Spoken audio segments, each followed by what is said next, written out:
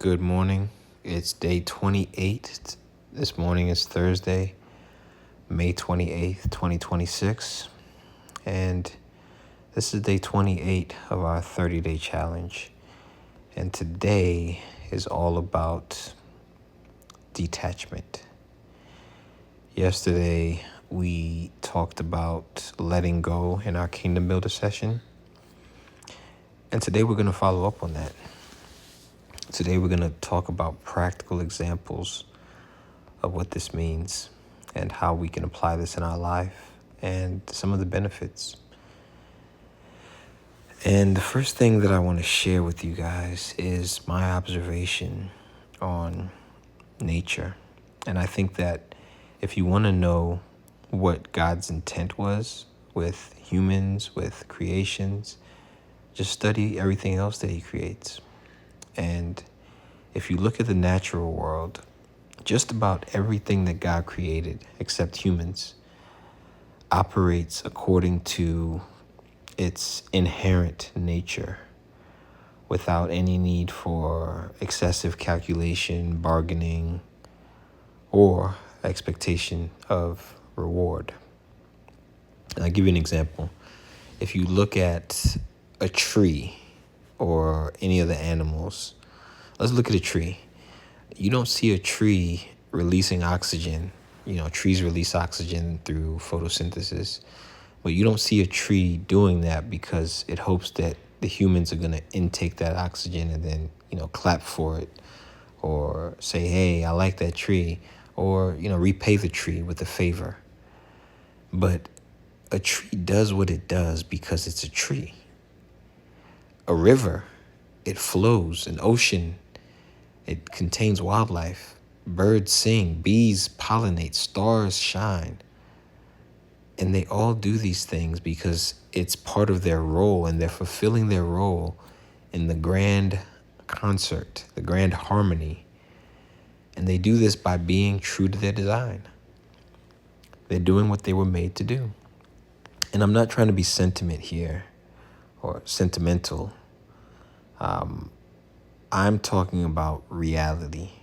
And nature models for us the path that we should take back to alignment with the divine order.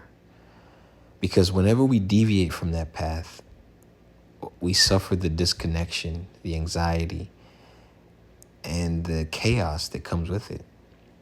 And the moment we return to it, we begin to flourish.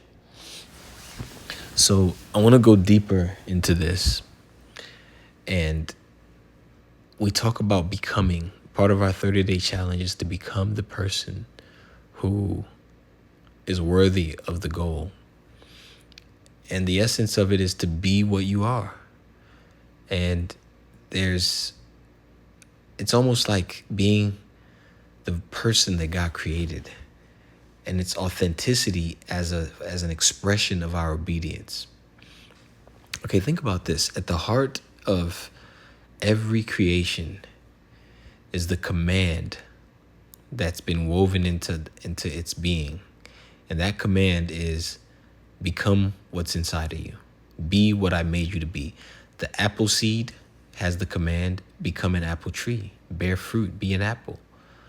And this is the same with all plants, animals, and all the elements. And they don't wrestle with their identity. You don't see the apple seed saying, oh, I wonder if I'm supposed to be an orange, or, there's none of that. They express it and they do it effortlessly. But for humans, we're made in the image of God with free will and self-awareness. And it still is a challenge. And I believe that our growth requires a level of radical authenticity. Discover and live out of the unique shape of our soul as God has designed it. And I'm not referring to self-indulgence, okay, as gods. I'm talking about obedience. And Jesus even said it. We read this in one of our chapters in Matthew. By their fruit you will know them. A good tree is going to give good fruit because it's a good tree. So Our lesson here is let's stop doing things for approval or status or even heavenly brownie points. Let's ask, what has God put inside of me? What gifts am I meant to express for the sake of the world? And your oxygen might be creativity. Your oxygen might be creating cupcakes, tailoring clothes, caring for children, building homes, selling homes, truth telling. It could just be calmness. It could be being funny. It could be quiet presence, justice, healing. But release that version of yourself that was shaped by, social media and fear. And what you're going to notice is growth is going to come naturally. It's going to accelerate when you align with that created version of you versus the manufactured one. One other thing that we talked about yesterday was detachment. You see, there's a verse in the Bible that says, freely, and this is Matthew 10, verse 8, freely you have received, freely give. And there's another one that says, do not let your left hand know what your right hand is doing. And I believe that means when we give, it's not supposed to be broadcast. It's supposed to be done in secrecy. And when you look at the plants, they give oxygen freely. They are active participants in this cycle of life. And there's no scorekeeping or contracts. They simply just mirror the highest spiritual teachings that we talked about. And when we give only to get, we poison the gift and we bind ourselves in chains of expectation. But when we give, knowing that this is what we do, all those other burdens, they disappear. The disappointment, the resentment, the burnout, that goes away. And because true growth, it happens in detached generosity. Because I believe that because it flows from who you are, there's no expectation. When we give, we should be giving because of who we are, not because we want something in return. Something as simple as anonymous giving, anonymous kindness, unseen service, and just being faithful with little things when there's no audience. These things lead to our bigger rewards. And the last principle that I want to discuss is trust. Plants don't worry about whether humans deserve their oxygen. They trust the larger system. And spiritually mature people, they release the need to control outcomes or enforce fairness. They act in faith, knowing that God sustains the cycles of sowing and reaping.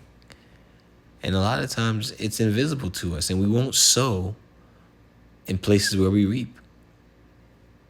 Okay? It means doing what's right as an expression of who you are and then releasing it to God's hands. And this requires surrender. It requires giving up expectation. And it's hard for us to be selfless because we're used to having expectations. We're used to doing things for people, but it requires a level of stewardship and humility. You have to get to a point where you know that you're just a vessel. All you are is a vessel. And we are called not to dominate in exploitation, but to steward with humility. And our unique capacity to think about things, it should lead us to greater responsibility. So